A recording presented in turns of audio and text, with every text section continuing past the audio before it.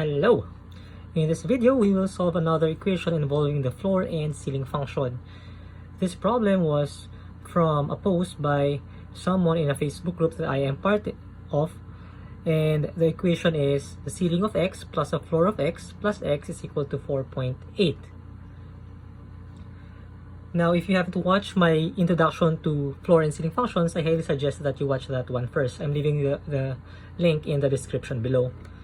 Anyway, for this problem, note that a general trick when solving floor and ceiling functions is to consider that x is an integer.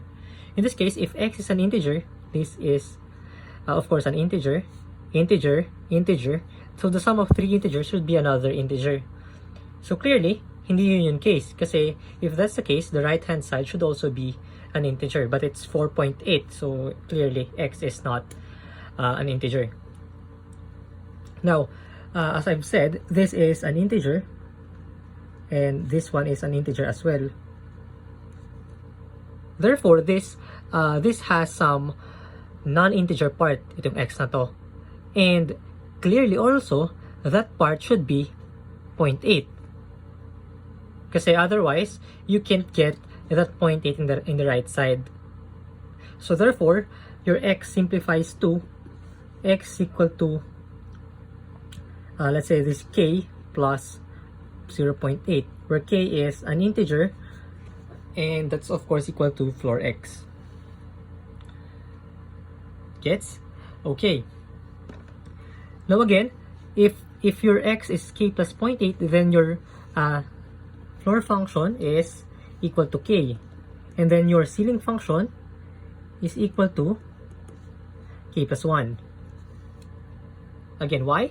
So for example, if your x is equal to 1.5, if you get a ceiling of 1.5, you'll get 2, and then if you get the floor of that, you'll get 1. So again, the ceiling function is always 1 greater than the floor function if x is not an integer.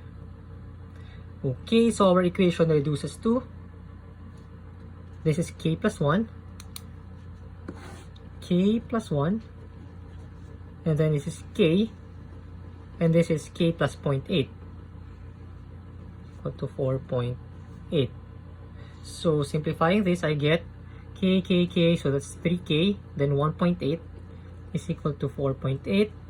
Simplifying this gives 3k is equal to 4.8 minus 1.8, and that's just 3.